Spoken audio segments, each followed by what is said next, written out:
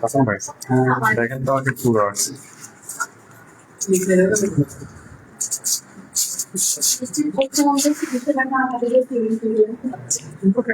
আসসালামু আলাইকুম প্রিয় চাকরি প্রত্যাশী ভাই বোন, আজকে আমাদের জব সলিউশন মডেল টেস্ট 10-এর পরীক্ষা অনুষ্ঠিত হয়ে গেছে। তো আলহামদুলিল্লাহ আজকে উপস্থিতি খুবই ভালো। আজকে 14 জন পরীক্ষায় অংশগ্রহণ করেছেন, সকলে খুবই ভালো করেছেন। আসলে আজকে খুব সুন্দর হাড্ডাহাড্ডি পরীক্ষার লড়াই হয়েছে। প্রথমে আমি অ্যানাউন্স করে দিই যে আজকে প্রথম হয়েছে পরীক্ষায় অর্ণব ভাই, উনি 90.75 পেয়েছেন। দ্বিতীয় হয়েছে ইয়াসিন ভাই, 86 পেয়েছেন। মাসুম হয়েছে তৃতীয় হয়েছেন মাসুম ভাই, 85 পেয়েছেন, এবং আলিম ভাইও 85 পেয়েছেন। কিন্তু দুইজনের কুইজের মাধ্যমে তাদেরকে তৃতীয় এবং চতুর্থ নির্বাচিত করা হয়েছে, এবং শীতল উনি 84 পেয়ে পঞ্চম হয়েছেন। আর বাকি যারা আছেন তাদের একটু অ্যানাউন্স করে দিই যে বিপ্লব ভাই উনি পেয়েছেন 78, সাদ্দাম উনি পেয়েছেন 80.75, পিঙ্কি খাতুন পেয়েছেন 80.75, লাভলি খাতুন পেয়েছেন 40.5, ফাতেমা পেয়েছে 71.50, আবির পেয়েছে 74.50, খাদিজা 81.25, পিয়াস 65, শওকত ওসমান 70.5, বৃষ্টি আপু উনি পেয়েছেন 83.25। এখন আমাদের মোটামুটি আমরা পরীক্ষার অনুষ্ঠান মানে পুরস্কার বিতরণী শুরু করছি। শারীরিকভাবে কিছুটা অসুস্থ। প্রথমেই আমন্ত্রণ জানাচ্ছি প্রথম পুরস্কার নেওয়ার জন্য অর্ণব ভাইকে। অর্ণব ভাইয়ের জন্য তালি। সে আজকে প্রথম এসেছে এবং প্রথম স্থান অর্জন করেছে। ও কেউ একজন ছবি তুলে দেন। হ্যাঁ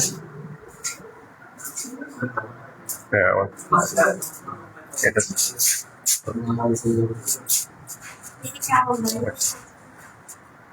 হ্যাঁ ভাই, এটা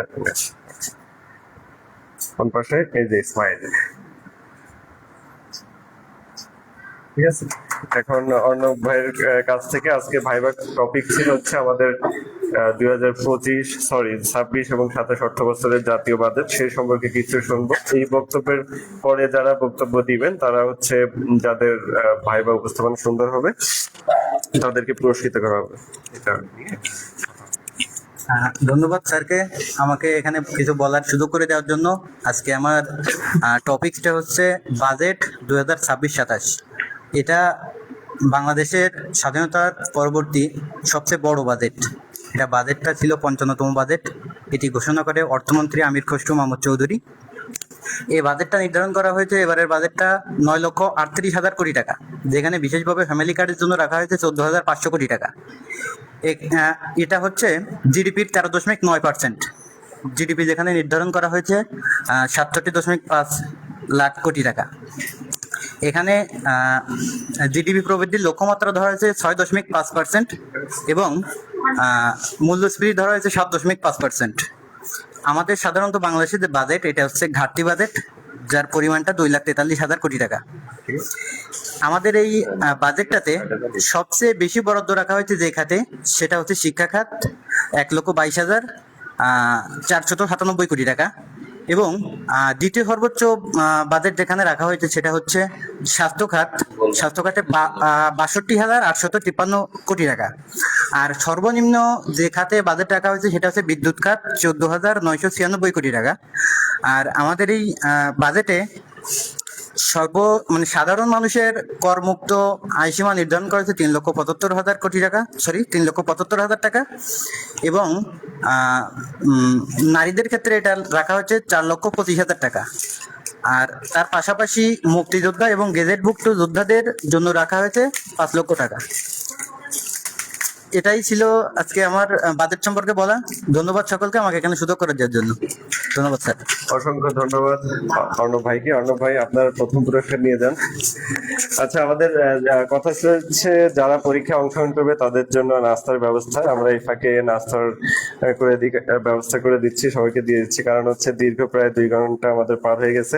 আর আজকে একটু পুরস্কারের শিডিউলটা চেঞ্জ করছে এই কারণে, যারা পুরস্কৃত হবেন তাদের বাইরে যারা পুরস্কার পাবেন না তাদের জন্য সান্ত্বনা পুরস্কার হচ্ছে একটি করে কলম।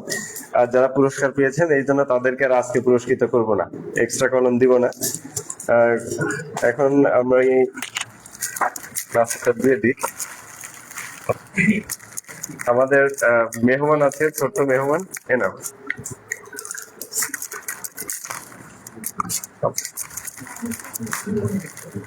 ফিরে গেল।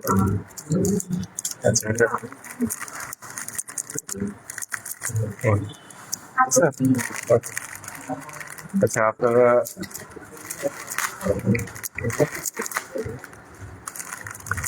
লিস্টে আপনি ছিল?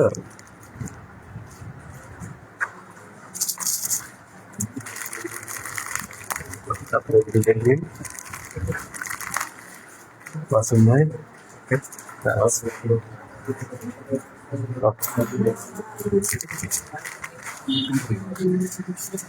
আচ্ছা, আমরা শেষে সান্ত্বনা পুরস্কার দিয়ে দিব। এখন আমরা দ্বিতীয় পুরস্কার নেওয়ার জন্য আমন্ত্রণ জানাচ্ছি ইয়াসিন ভাইকে। ইয়াসিন ভাই, আপনি দ্বিতীয় পুরস্কার গ্রহণ করুন।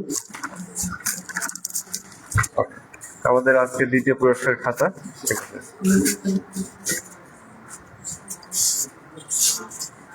ঠিক আছে, এখন বাজেট সম্পর্কে কিছু বলবেন? আসসালামু আলাইকুম।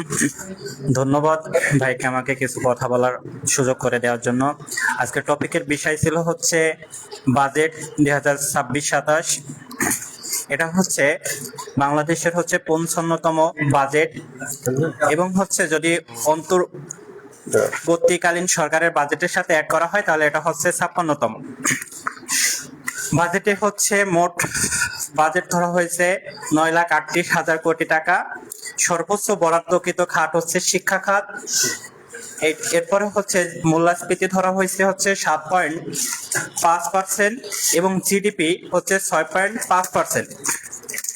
করমুক্ত আয় ধরা হয়েছে 3,75,000 টাকা এবং এই জায়গায় হচ্ছে বিশেষ করে চিকিৎসা এবং হচ্ছে নিত্য প্রয়োজনীয় যে দ্রব্য সামগ্রী আছে এটার হচ্ছে কর কমানো হয়েছে এবং হচ্ছে বিশেষ করে যে তামাক জাতীয় যে দ্রব্যগুলো আছে এর উপর হচ্ছে কর বৃদ্ধি করা হয়েছে। ধন্যবাদ। ওকে, ইয়াসিন ভাইকে অসংখ্য ধন্যবাদ তার বক্তব্য উপস্থাপন করছে। এবার মাসুম ভাইকে তৃতীয় পুরস্কার নেওয়ার জন্য আমন্ত্রণ জানাচ্ছি। তৃতীয় পুরস্কার আছে কারেন্ট অ্যাফেয়ার্স এবং একটি কলম।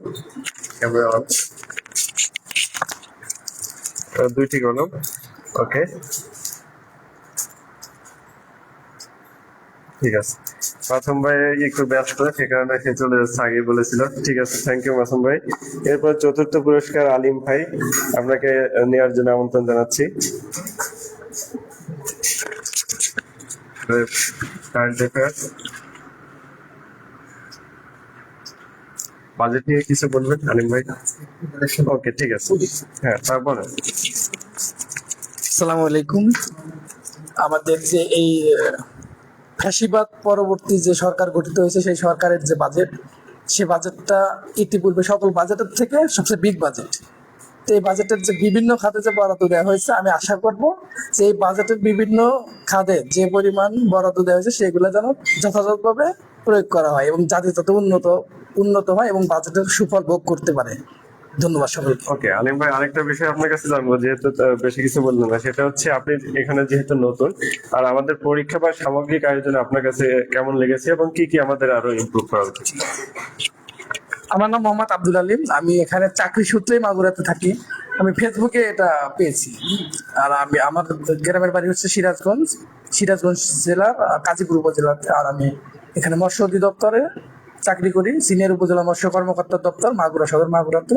আমার পদই হচ্ছে অফিস সহকারী কাম কম্পিউটার মুদ্রাক্ষরী। এবং আমার কিছু আবেদন করা আছে যেগুলোর জন্য আমি পড়াশোনা চালিয়ে যাচ্ছি, যাতে এর চেয়ে ভালো কিছু চাকরি পাই। আমার আরেকটা চাকরি হয়েছে প্রাইমারিতে সহকারী শিক্ষক পদে, কিন্তু আমি চাচ্ছিলাম বাংলাদেশ ব্যাংকে একটু ওখানে যোগদান করার খুব ইচ্ছে। ওই পারপাজেই পড়াশোনা চালিয়ে যাচ্ছি। দোয়া করবেন আমার জন্য, আর আপনাদের জন্য দোয়া করি আপনাদের মনের আশা পূর্ণ হোক। আর এই আমাদের যে আলজাবের প্রতিষ্ঠানের নাম। Job mission. হ্যাঁ, জব মিশন মাগুরা। আমি এই প্রতিষ্ঠানের উত্তরোত্তর সফলতা কামনা করি। আসসালামু আলাইকুম। অসংখ্য ধন্যবাদ আলিম ভাইকে। আলিম ভাই আসলে খুব সুন্দর করে বলেছেন, সে সফলতার সিঁড়িতে অলরেডি আছেন এবং একটার পর একটা সফলতার আল্লাহর রহমতের সম্মুখীন হচ্ছেন, অর্জন হচ্ছে। তার যাতে মনের আশা পূরণ হয় আমি সেই কামনাই করি। তার জন্য অনেক দোয়া রাখবে এবং তাকে আবারও অভিনন্দন জানাচ্ছি। উনি প্রাইমারিতে সুপারিশ প্রাপ্ত হয়েছেন, যদিও আমি ভাইবা দিয়েছিলাম, আল্লাহর রহমতে এখানে হয়তো রিজিক হয়নি, সমস্যা নাই। এখন তারপরেও পড়াশোনা যতদিন বয়স থাকে ততদিন চালিয়ে যাওয়া উচিত। এরপর হচ্ছে পঞ্চম পুরস্কার নেওয়ার জন্য আমন্ত্রণ জানাচ্ছি শীতুল ওনাকে। উনি ওনার ধারাবাহিকতা ধরে রেখেছিলেন, তবে আজকে পঞ্চম হয়েছেন, এর আগে দ্বিতীয় ছিলেন। ওকে, এখন আজকে পঞ্চম পুরস্কার হচ্ছে 4টি কলম। ওকে,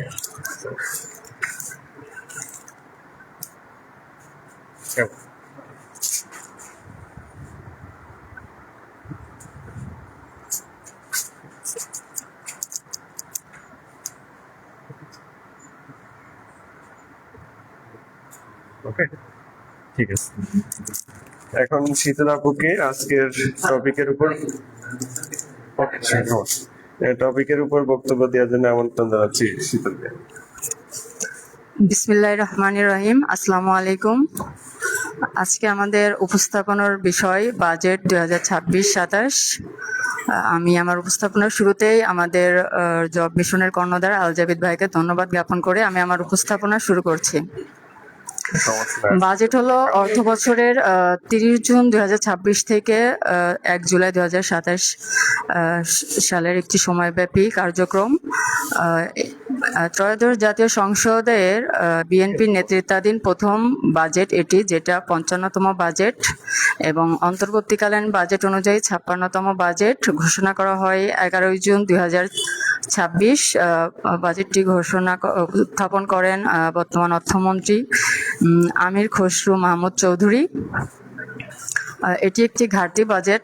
বাজেটের পরিমাণটি 9,38,00,000 কোটি টাকা, যেখানে সবচেয়ে বেশি ব্যয় করা হবে শিক্ষা খাতে এবং এখানে প্রবৃদ্ধি 6.5 এবং মুদ্রাস্ফীতি 5.0% নামিয়ে আনার সীমারেখা নির্ধারণ করা হয়েছে। এছাড়াও জিডিপি 13.9%। যেহেতু আমাদের এটা একটি ঘাটতি বাজেট, বিভিন্ন খাতে বিভিন্ন কর বৃদ্ধি, যেমন তামাক জাতীয় দ্রব্যে কর বৃদ্ধি সহ সীমামূলক খাতগুলোতে করের পরিমাণ কিছুটা কমানো হয়েছে। এই বাজেটটি যেহেতু আমাদের একটি ঘাটতি বাজেট, সেখানে আমরা সবাই আশাবাদী যে আমাদের যেহেতু বিএনপির নেতৃত্বাধীন অনেক বছর পর এটি একটি রাজনৈতিক ব্যবস্থাপনা চলছে, আমরা আশাবাদী যে এটা আমাদের আস্তে আস্তে দেশকে উন্নতির ধারায় নিয়ে যাবে। ধন্যবাদ সবাইকে। ওকে, শীতলকে অসংখ্য ধন্যবাদ তার বক্তব্য উপস্থাপনের জন্য। এখন বাজেট নিয়ে এখন উন্মুক্ত, যে কেউ বলতে পারেন। আর কেউ বলবেন? জি, আচ্ছা, ঠিক আছে।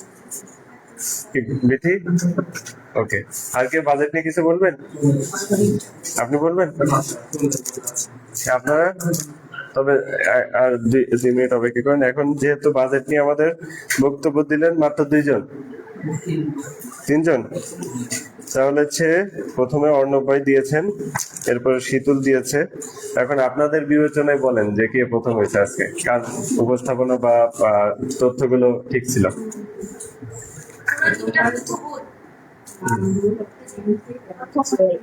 আচ্ছা, আর শীতলের? আর আমার আব্দুল আলিম ভাই দিছে। না, ঠিক আছে। আচ্ছা, তাহলে আমরা পারিপার্শ্বিক বিবেচনায় তাহলে আমরা কি শীতলকে ঘোষণা করব? আপনাদের মতামত দেন,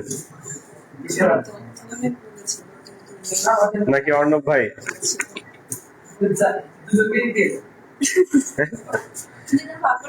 আচ্ছা, যেহেতু প্রত্যেকে 2জন, আমরা 2জনকেই পুরস্কৃত করতে চাই। আসেন, 2জনই আসেন। অর্ণব ভাই এবং শীতল যে কলম ছিল। Just a minute.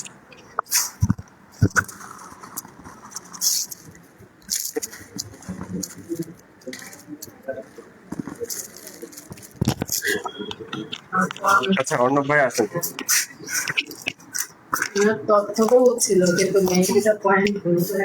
ঠিক আছে, আজকে প্রথম পুরস্কার ভাগ করে দিচ্ছি, কলম আর প্যাড ছিল। যাই হোক, অর্ণব ভাইকে প্যাড উপহার দিচ্ছি। আচ্ছা কেউ একটু ছবি তুলে দেন।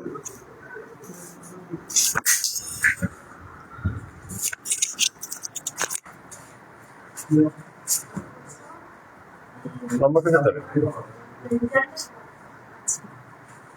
ঠিক আছে, ওকে।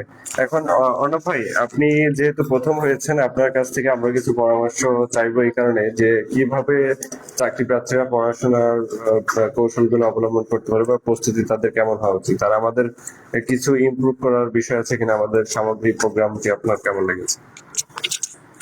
আমি আসলে মাগুরাতে প্রায় 2.5 বছর আছি এখানে। আমার নিজের জেলা খুলনা। আমি মাগুরা জেলাতে তো চাকরি করছি ছোটখাটো একটা পোস্টে, খুলনা। সেখানে আমি অবশ্য তেমন কিছু প্ল্যাটফর্মে খুঁজে পাচ্ছিলাম না। অনলাইনে সুবাদে অনলাইন ঘাটতে ঘাটতে আমি জাভিদ ভাইয়ের জব মিশন এই গ্রুপটা খুঁজে পাই। আমি আশা করছি যে মানে চিন্তা ভাবনা করে আসছি যে এখানে কেমন হয় আমি একটু দেখে আছি। তবে আসলাম প্রথম দিন, এবং প্রথম দিনে এসে আমার খুব ভালো লাগছে। আর এখানে টাইম ম্যানেজমেন্টের বিষয়টা খুব ভালো। তারপর একটু এক্সাক্ট করা যায়, তো সঠিক সময়ে খাতাটা তুলে তারপরে অন্য কাজগুলো যদি করা যায় এটা সবচেয়ে বেটার হয়। আর পড়াশোনার ক্ষেত্রে আমার মনে হয়, যদিও আমি নিজেও এটা পারি না, কনসিস্টেন্সি ধরে রাখা। আমি আমার কিছুদিন পর পরে আমার গ্যাপটা মানে গ্যাপ হয়ে যায় আর কি। আমি আশা করি যে সবাই এক্সপিরিয়েন্স করছেন আর কি। আমি জানি যে ওভারকাম করে যাবেন সবাই। কনসিস্টেন্সিটা আমিও চেষ্টা করি, এটাই। আর আমি চাই এই প্রতিষ্ঠানের উত্তরোত্তর সাফল্য অর্জন করি। ধন্যবাদ। ওকে, অসংখ্য ধন্যবাদ। এবার শীতল আপুকে ভাইবার প্রথম পুরস্কার নেওয়ার জন্য আমন্ত্রণ জানাচ্ছি। যেহেতু যৌথ প্রথম দুইজনকে আমরা ঘোষণা করলাম, যাতে কারো মন খারাপ না হয়, তার জন্য একটা জেল পেন আছে। ওকে, ঠিক আছে। ওকে, সমস্যা নেই।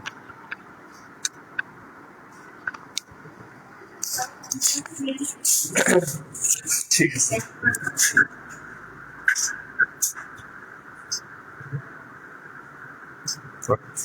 এখন শীতল আপু বলেন যে আজকে বাজেট একটু কঠিন ছিল বিষয়টা, কারণ তথ্যগুলো বা অ্যাকুরেট তথ্যগুলো উপস্থাপন করাটা বেশ কষ্ট, বা যেহেতু অঙ্কের মতো বিষয়গুলো, যে এত পয়েন্ট, এত সামথিং, এত টাকা, এই টাকার বিষয়গুলোই আমাদের মাথার উপর দিয়ে যায়, সেটা উপস্থাপন করা কষ্ট। তারপরেও আমি তাকে অনুরোধ করবো যে আমাদের পরীক্ষাগুলো আরো কিভাবে ইমপ্রুভ করতে পারি, বা আমাদের আরো কিভাবে পড়াশোনা করা উচিত। ধন্যবাদ ভাইয়া। আসলে পরামর্শ দিলে তো অনেক সময় ধরে দেওয়া যায়, আবার নিজেই সেটা মেনে চলা সম্ভব হয় না, এই জন্য খুব একটা পরামর্শ দিবও না। আমাদের এখানকে পরীক্ষার যে বিষয়গুলো, আমাদের প্রিলিমিনারি, রিটেন প্লাস ভাইবা, আমার মনে হয় প্রত্যেক পরীক্ষায় 3টি ধাপ থাকেই। সেক্ষেত্রে আমাদের ধাপগুলো ঠিক আছে। তবে আমরা একটু রিটেনের জন্য নির্ধারিত আর একটা আলাদা টাইম থাকলে যে ওই টাইমের মধ্যেই শেষ করে জমা দিতে হবে, তারপর প্রিটা শুরু করতে হবে। তাহলে মনে হয় আর একটু ইমপ্রুভ করা সম্ভব। কারণ অনেকে মনে করে যে অনেক সময় রিল্যাক্সে লিখে যায়, কিন্তু আসলে আমি রিসেন্টলি কয়েকটা লিখিত পরীক্ষা দিয়েছি। লিখিত পরীক্ষায় এরকম রিল্যাক্সে লেখার টাইম পাওয়া যায় না, এবং রিল্যাক্সে লেখলে অনেক সময় আপনি অনেক ভালো উপস্থাপন করতে পারেন, কিন্তু যখন সময় কম, তাড়াতাড়ি লিখতে হবে, তখন কিন্তু আপনার উপস্থাপনারও কিছু ঘাটতি চলে আসবে। তখন আপনি আর আসলে পরীক্ষায় আমার মনে হয় কম নাম্বার পাওয়ারও একটা বেনিফিট আছে, যে আপনি সহজে আপনার আর গ্যাপগুলো ধরতে পারবেন। সবসময় ভালো করলে কি হয়, মনে হবে যে হ্যাঁ আমি তো ভালো, আমি তো পারি, তাহলে আমার তো কোনো সমস্যা নেই, কোনো ইমপ্রুভমেন্টের প্রয়োজন নেই। তো আমি যেহেতু পরপর বেশ কয়েকবার সেকেন্ড হয়েছিলাম, আজকে পঞ্চম হয়েছি, যদিও নাম্বারটা ভালো কিন্তু পজিশনটা পঞ্চম চলে গেছে। এখন আমি বুঝতে পারছি যে না, আমার তো তাহলে আসলেই অনেক গ্যাপ আছে, যেহেতু আমি পঞ্চমে চলে আসছি আজকে। এই জন্য সবাই চেষ্টা করবেন যার যেটা ভুল ত্রুটি হয় সেইগুলো আবার একটু বাসায় গিয়ে স্টাডি করার, এবং টাইম মেনটেন করে সততার সাথে পরীক্ষা দিলে ইনশাল্লাহ আশা করি সবাই ভালো করবেন। সকলের জন্য শুভকামনা রইল। ধন্যবাদ সবাইকে। অসংখ্য ধন্যবাদ শীতলকে। এখন হচ্ছে যারা পুরস্কার পাননি তাদেরকে সান্ত্বনা পুরস্কার স্বরূপ কলম উপহার দিব। আচ্ছা, তাহলে আজকে কথা দিয়েছিল যে পরীক্ষা অংশগ্রহণ করলে কলম উপহার, সান্ত্বনা পুরস্কার।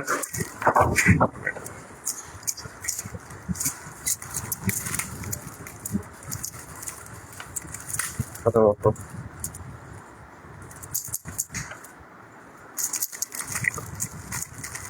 আর কে বাকি আছেন? আর কেউ? আমরা সব মোটামুটি আমাদের আজকে কার্যক্রম কমপ্লিট। তারপরেও কিছুটা অসুস্থ থাকার পরেও চেষ্টা করেছি যে সুন্দরভাবে সবকিছু মেনটেন করা। তবে শীতল আপু যেটা বললেন যে আসলে আমাদের একটা নির্দিষ্ট টাইম থাকা উচিত লিখিত পরীক্ষার জন্য, আগামীতে এই নির্দিষ্ট টাইম আমরা ফিক্স করবো ইনশাল্লাহ। আর এ ধারা অব্যাহত থাকবে এবং আপনারা যারা পরীক্ষা দিতে চান তারা আমাদের সাথে যোগাযোগ করবেন এবং নিয়মিত সবাই পরীক্ষায় অংশগ্রহণ করবেন। নিয়মিত পরীক্ষায় অংশগ্রহণ করলে আপনাদের ভুল ত্রুটি সবকিছু আপনারা বুঝতে পারবেন। যাই হোক, সকলকে অসংখ্য ধন্যবাদ এবং সকলের প্রতি অনেক শুভকামনা জানিয়ে আজকের মতো শেষ করছি। আসসালামু আলাইকুম।